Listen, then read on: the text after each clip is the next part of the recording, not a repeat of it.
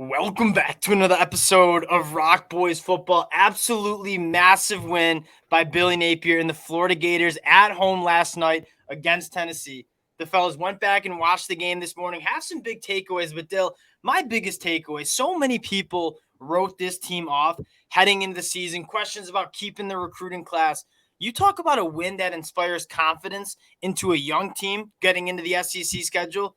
That's exactly what it was. Excited to get into it now. Before we do, just want to say thank you to you guys, and especially the Florida Gator fans. We've talked so much Florida Gators recruiting, so much Florida Gators football, and most importantly, it's because of the support you guys have shown. So one, if you do enjoy the content, consider subscribing to the channel. But more importantly, the best part about doing this, hearing your guys' takeaways in the comment section. Let me know who stood out. Let us know what this game means for this Florida program under Billy Napier, because we have some takes on it too.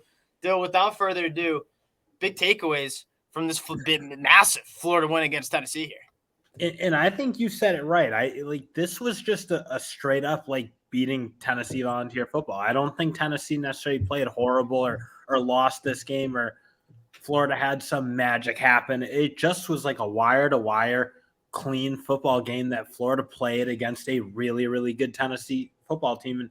And you just haven't seen enough of that in a long time at Florida, really going back to the Dan Mullen games where you just play a clean game, don't make any huge mistakes that kill you, and just go beat a really, really great football team. My biggest takeaway, just what you said. And I remember getting on after Florida lost to Utah and saying, this team has a lot of talent. This defense is a lot better than people think. Well, why did they lose that game to Utah? They didn't play winning football, right? Bad on third downs, turning the ball over, pre-snap penalties. You saw none of that. You take a look. I mean, better in penalties, won the turnover battle. Red zone defense was phenomenal. Third down offense was great. Tennessee was 0-3 on fourth down. You talk about playing winning football when it matters. That's what Florida did, and that's kind of what we were banging the table for in terms of this team's got the talent. It's got to come together, play consistent, and if they can play a consistent game, mistake-free football, that's how you beat a team that's top 15 in the country like Tennessee. Dill, I want to start on the defensive side of the ball here. I mean, Billy Napier took a massive risk in bringing in a very young coordinator in Austin Armstrong. Many Florida Gator fans who've been listening to me know how high I am on Austin Armstrong in terms of how aggressive he is, kind of unlocking all this talent and physicality they have on the defensive side of the ball. I thought it was absolutely masterclass by Austin Armstrong last night. And one thing I think he's starting to find is who his guys are. I mean, you look at that Utah game, they were playing a lot of guys. You saw some big mistakes from certain players, but I think he's locking in. He's finding, guys like Scooby Williams really stepping up. Jordan Castell feels like he's kind of locking up that safety spot in a big way and playing really good football. You got Cam Jackson and Banks on the inside who are they're dominating right now. So I think we're starting to see this Florida team see who their dogs are, who are going to be the guys who are going to make the plays to lead this team to wins. And that's a big thing because I think at the beginning of the year, especially in that Utah game, I don't think they'd quite known who was going to be their down-to-down starter. And I think there's an element of getting more comfortable with this defense. Austin Armstrong, a lot of different coverage looks, a lot of different blitz packages, a lot of different responsibilities for Florida as a whole. And against a Tennessee team that's going to test you in a multitude of ways in terms of discipline, you can see it starting to click with Florida. And they're playing fast. They're not thinking. They're just going out and playing. You saw a ton of different blitz packages. I do want to start on the defensive line. A lot of hype around bringing in Graham Mertz as a train. He was awesome today, and we'll get to Graham Mertz. Two biggest impact players that they brought in the transfer portal have to be Cam Jackson and Caleb Banks. One of the biggest problems we had, and it always reared its ugly head when you played teams that run with a lot of pace, was depth and talent on that defensive line. Outside of Gervin Dexter last year, there was not many guys. You saw them rotating in a ton of guys. They were physical and dominant up front. Tennessee only averaged 3.3 yards per carry on the ground, and it was almost like Florida was begging them to go to the run. We're going to give you a light box, but we have dogs up front that's not going to allow you to run the football. It's absolutely what we saw last night. And you see defensive tackles making the amount of plays those two made. Cam Jackson with 6 tackles. That's just such a productive day on the inside against a really good offensive line unit. For those two to dominate the way they did, I thought McClellan came in, gave him some good snaps. Desmond Watson played a really good game. You're cycling guys in that are just dominant guys, and that's kind of what we didn't see last year from that Florida defensive line. And I don't want to ignore the edge because because Tyreek and Prince played really, really good football. They were getting sacks. That was a very dominant performance from that defensive line against a team that, frankly, you asked me coming into this game, I was kind of like, I think Tennessee's offensive line is really, really good. I think they're going to get the better of that matchup. That was not at all what happened. It was dominant. And I think that Tennessee, the best part about this, I think that Tennessee offensive line is a pretty damn good offensive line. What's that tell you about this Florida defensive line? It's pretty damn good itself. And Dill, one other guy you got to shout out. You told me last night you got to play more. Kelby Collins, true freshman. Get the guy in. When I saw him run through that left tackle, like that's the type of play, like, okay, there's something to build with. And a good athlete at that size, yeah, he's got to be playing more ball because I thought he looked really good tonight. All right, moving into the back seven, and then we'll get to the offense. We've talked so much. Shamar James, I think, is one of the best linebackers in the SEC. I don't even think he played that good last night. Scooby Williams absolutely stole the show. You have a really good linebacker. I mean, Shamar James, Scooby Williams. I thought Terada Mitchell played some pretty good ball. You talk about tackling in space and being good against the run, and then tackling on the perimeter too and going sideline to sideline. These linebackers were up for the task because Tennessee's going to test you to play in space. They certainly did that last night. I mean, for Scooby Williams to come in and play the way he did, I thought, getting on the edge and, making tackles on those wide receiver screens, not giving up those big plays, he was just everywhere. Obviously, that fourth down stop was huge. He came in, had a dominant game, and that's kind of like him, Castell. Those are some of the guys that when I think, like, man, they might be starting to find some of those real savages who are going to make this defense what I think Austin Armstrong wants it to be. It feels like, they nailed those two linebackers down. It has to be the Scooby and Shamar. Those two I thought today played excellent, especially Scooby, obviously, but we know Shamar can play. So I really like that. It feels like they're figuring out who's going to dominate. And then in the secondary, like after the first try, and I remember I missed field goal for Florida. Tennessee goes down and scores. I'm like, they had their chance. You know what I mean? And then it's like you let Joe Milton get the confidence. I was like, this could go downhill pretty quickly. Nails the rest of the game. And you talk about a Tennessee team that not only will test you physically, like you just have to run with some big physical fast receivers that, after the first drive, they did a really good job of. They also test you mentally. Like they're going to try to get up matchups. They're going to try to get some coverage breakdowns. They're going to give you a lot of eye candy. A Florida defense, especially in the secondary, that's pretty young, starting a true freshman in the secondary, absolutely nails the rest of the game. I didn't see any blown coverages. Like when Tennessee won on the outside, it was just like, hey, Joe Milton, we knew he was talented. That's a good throw. We knew they had good wide receivers. No coverage breakdowns. Again, going back to playing winning football, that secondary is certainly up to the task.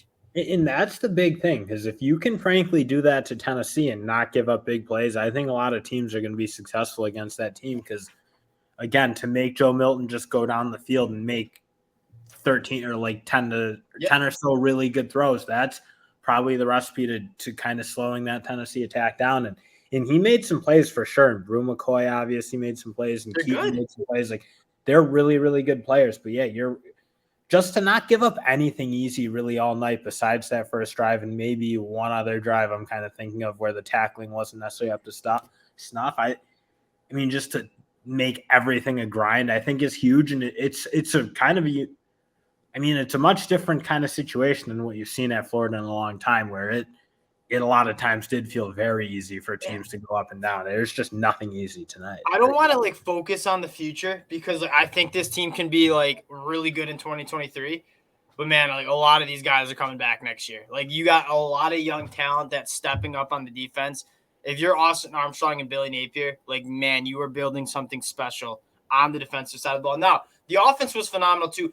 My take on this is hindsight 2020. Billy Napier's got to put the foot on the gas a little bit in the second half. I thought he just kind of throttled back, and he even said in his postgame probably a little too conservative in the second half. But you're up 3 scores going into the second half against a ranked team. I understand why. Dill, Graham Mertz. We had a talk about Graham Mertz potentially making this offense better than with Anthony Richardson. You had so many people in the comment section say Anthony Richardson top 5 NFL pick. How is that going to happen? Graham Mertz stunk at Wisconsin because he can just make those throws. 19 to 24, elite on third down. He was extending plays when he needed to. You brought Graham Mertz in to do exactly what he did last night in terms of make the throws, don't turn the ball over, and be a point guard of that offense. I thought that was exactly what he did. Extremely accurate with the ball placement. Only took 1 sack, which is a massive progression. That was probably our biggest concern, was he's just holding the ball too long. Graham Mertz, super solid all night, and that's what you need to be the top 15 team in Tennessee. Even just getting out of the pocket and making those plays. I mean, those plays on the sideline, Eugene Wilson and a couple other guys, like just big moments where he didn't do like a ton. It's not like his stat sheet was filled up in a way that you're like eye popping, but just in terms of managing that football game and getting that run game going obviously helped. But just what he did, I mean, just didn't make any mistakes and made his third down conversions. Like, that's the way he needs to play out the game. And frankly, he didn't necessarily do that against Utah. I didn't think at times where he was taking a lot of sacks and not necessarily getting out of the pocket and making anything happen. He doesn't need to do that all game, but if they can just if he plays like that, they're going to win a lot. And then obviously you just got to get to Trevor Etienne, because I think he took that game. I love that running back room, because it seems like one of those guys is going to have the hot hand. Last night it was Trevor Etienne, but like maybe next week it's Montrell Johnson. Both those running backs run the ball so hard. And when you have and as Michigan fans, like we kind of have that similar vibe with Donovan Edwards and Blake Cormack. One of those guys is just going to be on that night, seeing the field, seeing the gaps, making people miss. Last night it was Trevor Etienne. I thought that was by far the best offensive line performance that we saw as well. And that is what Florida wants to do. They want to control the time of possession, establish that run game, establish the line of scrimmage. They did exactly that. Now, Dill, I want to talk about these wide receivers because they stepped up. We were critical of them. Eugene Wilson, I really hope he gets good. We've been talking about him like all summer long. He is definitely the most talented wide receiver on this team. I think Ricky Pearsall really stepped up. I mean, you saw the wide receivers like do what they needed to do, helping Graham Mertz, coming back to the football when Graham Mertz extended the plays. I mean, you're not going to see like a star outside of Trevor Etienne in the box score, but every single 11 of those starters on the offensive side of the ball did their job to beat a Tennessee team.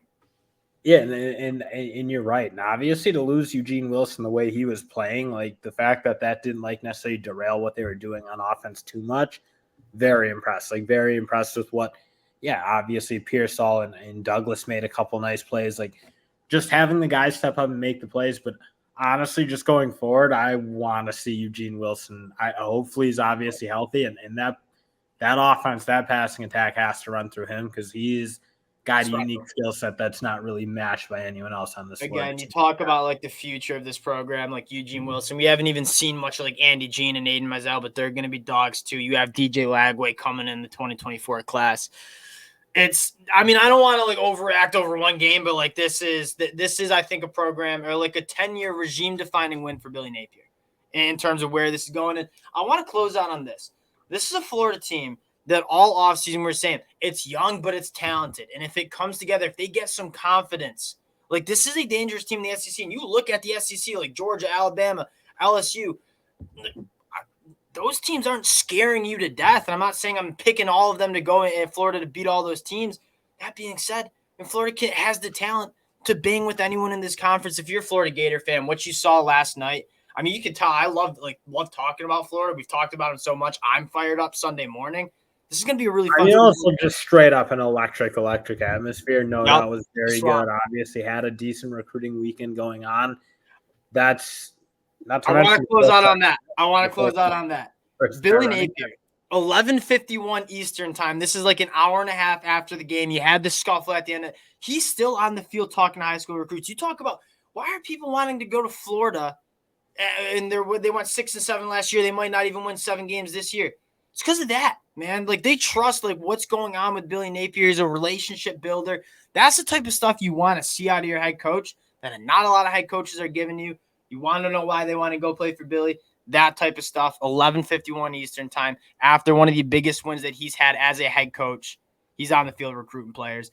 Appreciate the Florida Gator fans. I mean, we're fired up for you guys. This has been a long off season. We've talked a lot about Florida, and you guys have shown a ton of support. So if you do enjoy the content, again, consider subscribing to the channel, and we'll talk to y'all later.